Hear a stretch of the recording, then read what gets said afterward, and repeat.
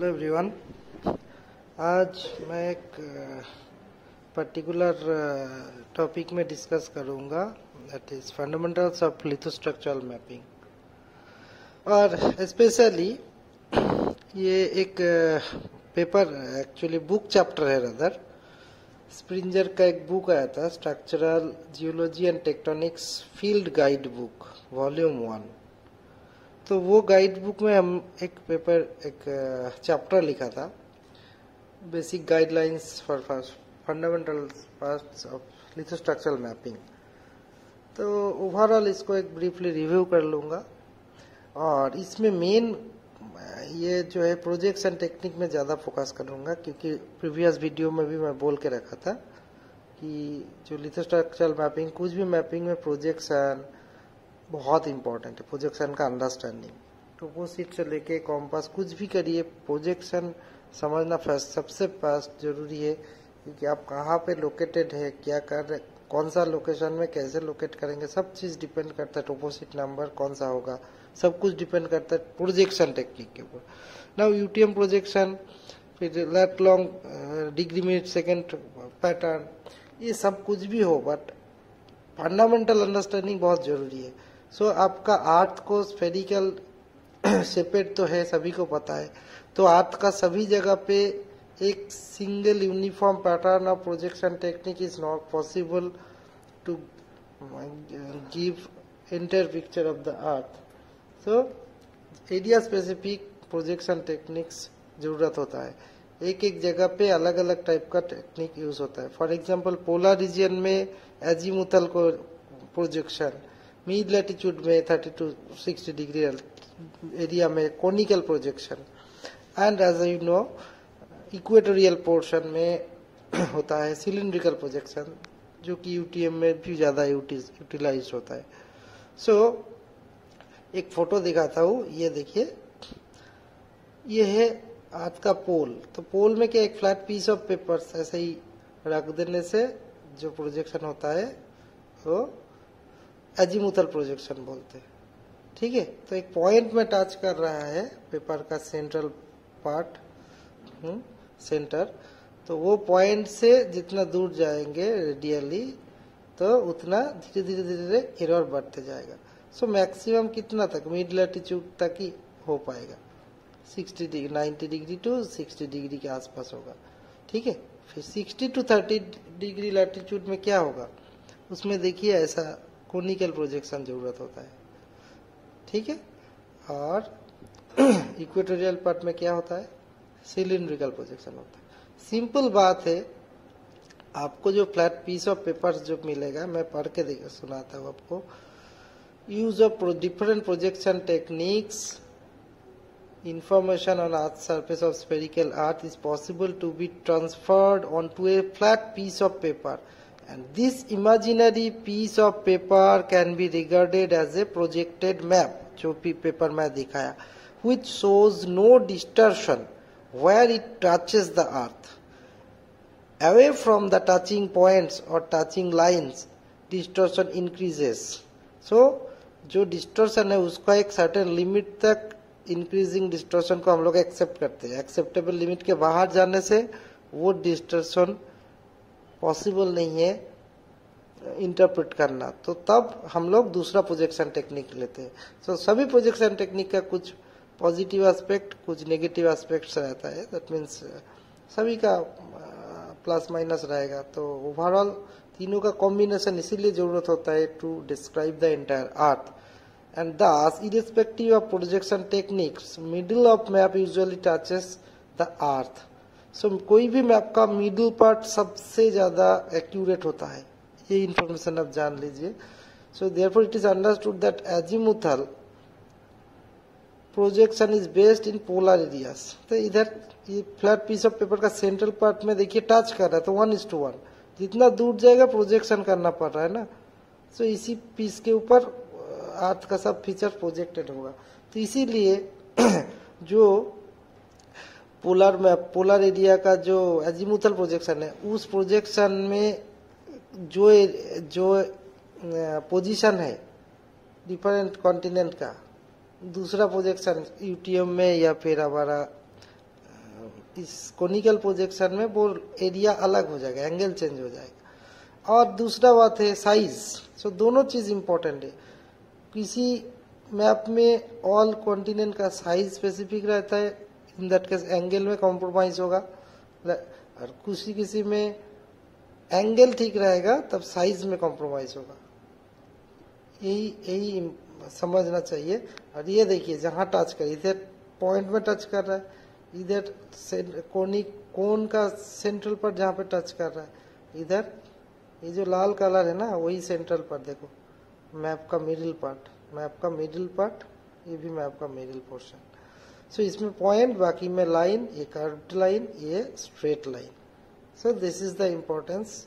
आप समझिए simple imaginary ये प्लेन ऑफ पेपर को, तो ये अर्थ का डिफरेंट कॉन्टिनेंट का प्रोजेक्शन आ गया ना ये पेपर के ऊपर। इसको अभी खोल दिया तो ऐसा दिखेगा। सो इसमें ईस्ट वेस्ट का मतलब देखिए, हमारा ऑस्ट्रेलिया इधर है, अमेरिका सॉरी अफ्रीका, और इधर साउथ अमेरिका, नॉर्थ अमेरिका। और सेम मैप में इसमें देखो सेम अर्थ को अभी अब ये वाला प्रोजेक्शन में देखिए अफ्रीका कैसे है, ये कैसे कर्वेचर हो गया ना, इधर फिर फर्दर देखो। सो इसका यूटिलाइजेशन कहाँ है, थोड़ा जितना पोल के आसपास का एरिया देखोगे तब ये ज्यादा एक्यूरेट रहता है। दूर का चीज को हम लोग इग्नोर करना चाहिए बेटर, ठीक है। और ये जो प्रोजेक्शन है कोनिकल प्रोजेक्शन, उसको कहाँ तक हम लोग इंटरप्रेट करेंगे, ये मैक्सिमम 60 डिग्री टू 30 डिग्री, ठीक है। 30 टू 60 डिग्री के ज्यादा दूर तक हम लोग जाएंगे ही नहीं, कुछ भी देखे, बिकॉज एरर बढ़ जाता है। सिमिलरली इधर ये 0 डिग्री इक्वेटोरियल प्लेन, इधर से दोनों साइड में 30 डिग्री जाइए। सो इसका range 30 degree north to 30 degree south, इसका range 30 degree north to 60 degree north, and 30 degree south to 60 degree south, ठीक है, लाइक दैट। इसमें दो प्रोजेक्शन हो सकते हैं, इस जगह के इस साइड में नॉर्दर्न के लिए एक, मिड लैटिट्यूड के लिए, साउदर्न हेमिस्फीयर का मिड लैटिट्यूड के लिए भी सेपरेट प्रोजेक्शन चाहिए। सिमिलरली इसके लिए भी दो चाहिए। एजीमुथल प्रोजेक्शन नॉर्थ पोल के लिए एक अलग होगा, साउथ पोल के लिए अलग कर सकते, तब ये चीज बहुत ज्यादा एक्यूरेट होता है। आई होप इतना तो आपको क्लियर अंडरस्टैंडिंग हो गया होगा। फर्दर इस जो ये है, कोई भी मिल सकता है हमको, उस पर सेपरेटली रिसर्च गेट में है, आप कोई भी रिक्वेस्ट डालने से मैं मेल कर दूंगा। ये इंटर चैप्टर सभी का बहुत यूटिलाइज्ड हो जाएगा, यूजफुल है ये, बेसिक्स के लिए भी है। और फर्दर प्रोपोजिट के बारे में पूरा डिटेल, इसमें मैं डिटेल में घुसूंगा नहीं क्योंकि प्रोपोजिट तो सभी को ऑलरेडी पता है, बट प्रोपोजिट का defence series map, open series map क्या होता है, कैसे बनता है, वो सब चीज के बारे में भी डिस्कस है। तो ये चीज अब आई होप सभी अंडरस्टैंड हो गया। एंड फर्दर इस चैप्टर में और एक चीज है जो principle of inclusion, principle of cross cutting relationship, principle of horizontality, principle of lateral continuity, सब बारे में, principle of cross cutting relationship, सब चीज के बारे में काफी डिटेल में डिस्कस है। और स्केल के बारे में भी, अगेन स्केल तो सब जगह पे ही इम्पोर्टेंट है। मेरा ज्यादा से ज्यादा वीडियो में मैं हमेशा अवेयरनेस स्प्रेड करने का कोशिश करता ही रहता हूँ, क्योंकि सेम चीज स्केल के ऊपर बहुत सारा चीज का ऑब्जर्वेशन चेंज हो जाता है। फर्दर एरिया स्पेसिफिक में मैं घुस नहीं रहा हूँ, एक एरिया को दिखाया गया है for example classical evolution part का स्टडी करने के लिए बेस्ड ऑन फील्ड टेक्निक, वो भी बहुत यूजफुल हो जाएगा। बट मैं इसमें, ये तो पेपर फुल चैप्टर आप कोई भी पढ़ सकते हैं जरूरत होने से। लास्ट में मैं एक चीज जस्ट कुछ इन्फॉर्मेशन, इसमें बहुत इंटरेस्टिंग कुछ ऑब्जेक्टिव स्टाइल में रखा हुआ है, स्मॉल एमसीक्यू टाइप में। हाँ, ये डायग्राम भी बहुत इंपॉर्टेंट है, देख लीजिए। इसमें देखिए percent organic carbon versus percent iron का Fe3+ होने से कलर कैसे चेंज होता है, ठीक है। तो रेड कलर कौन सा पोजीशन में आएगा, ये सब फील्ड रेडीमेड है, तो आपका रॉक का कलर देखने से ही आप कौन सा पोजीशन के साथ टैली हो रहा है देख के आप ब्रॉडली एक आइडिया मिल सकता है। आयरन कितना होगा Fe3 plus and organic carbon कितना होगा। Specially it is most utilised in case of shale, क्योंकि शेल का बहुत वेरिएशन मिलता है ना, olive green, greenish grey, purple, red shale, black shale, ठीक है, ग्रे सेल, लाइक दैट। और ये तो स्फेरॉइडल वेदरिंग बेसाल्ट में।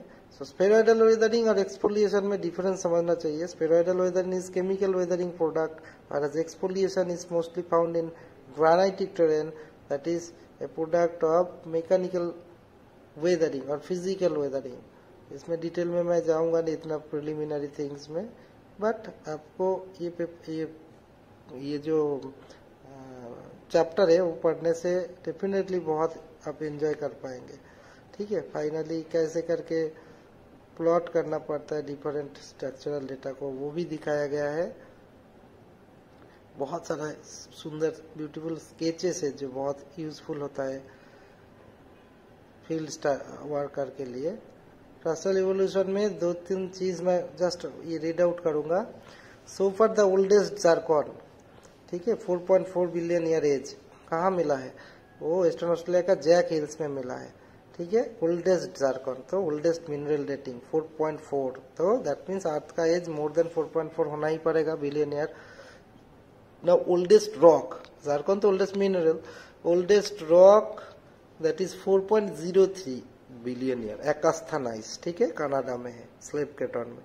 ओल्डेस्ट रॉक इन इंडिया क्या है, 3.6 बिलियन ईयर का OMG, older metamorphic group, Singhbhum craton में, ठीक है। और रेफरेंस भी बाजू बाजू पैरेलली दिया गया है सभी में, कहाँ से कौन फर्स्ट काम किया था उसमें। ओल्डेस्ट ग्रीनस्टोन बेल्ट कहाँ है, 3.51 billion year. Oldest Greenstone belt इन इंडिया क्या है, आयरन और ग्रुप, ठीक है, सिंगभूम क्रेटन में ही है। गोरुड नाइस क्या है, इंडिया का धारवाड़ जो क्रेटन है उसका सबसे ओल्डेस्ट रॉक है गोरुड नाइस, 3.4 बिलियन ईयर्स। हालांकि इसका लैटरल स्प्रेड उतना अच्छा नहीं है, बहुत जगह छोटे छोटे आउटपैची जगह पे मिला है। लैटरली सबसे ज्यादा स्प्रेडेड पेनिनसुलर नाइस बोला जाता है धारवाड़ क्रेटन का। फर्दर डिटेल में अगर आप इंटरेस्टेड है कमेंट सेक्शन में बोलिएगा, मैं डिटेल बहुत लेजिबल इजी तरीका से बना दूंगा। Earliest sign of life on the earth are recorded from where, that is Isua greenstone belt in western Australia, ठीक है। Most of the times greenstone belt का जो चार्ट पोर्शन है ना, चार्ट में ही सबसे ओल्डेस्ट लाइफ ऑफ अर्थ मिलता है। तो चार्ट के बारे में अगर बात करेंगे, चार्ट का मेरा एक पेपर है, जो चार्ट को मैं फर्स्ट टाइम क्लासिफिकेशन किया, तो उसमें भी इम्पोर्टेंस ऑफ चार्ट है, कोई भी फॉसिल प्रिजर्वेशन में भी, तो उसको भी आप इंटरेस्टेड होने से लिखिएगा, मैं उसके बारे में एक स्मॉल वीडियो बना दूंगा। The oldest known fossil that is domical stromatolite, again अभी देखिए डोमिकल स्ट्रोमाटोलाइट जो 3.5 बिलियन ईयर्स ओल्ड है वेस्टर्न ऑस्ट्रेलिया में, ठीक है, वो पिलबरा सुपर ग्रुप में मिलता है, ठीक है। तो ये कुछ इंफॉर्मेशन बहुत इंटरेस्टिंग था। फर्दर ओल्डेस्ट फॉसिल इन धारवाड़ क्रेटन क्या है, स्ट्रोमाटोलाइट्स में वानी विलास फॉर्मेशन में मिला था, चित्रदुर्गा ग्रुप, ठीक है।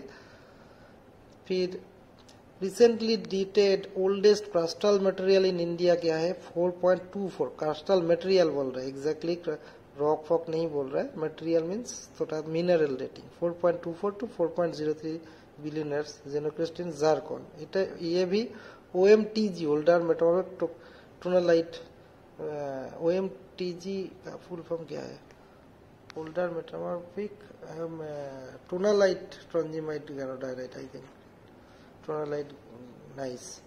सो ओल्डेस्ट पैलियोसोल इन इंडिया क्या है, पायरोफिलाइट बियरिंग पैलियोसोल, ठीक है, 3.29 टू 3.02 बिलियन ईयर्स का इसमें केओनझर में मिला था पैलियोसोल। तो पैलियोसोल और सेडिमेंट्री रॉक में भी डिफरेंस मैं पहले डिस्कस किया होगा, कोई जानना है तो मेरा वीडियो का लिस्ट से आप मिल सकते हैं, या फिर मैं भी टैग कर दूंगा।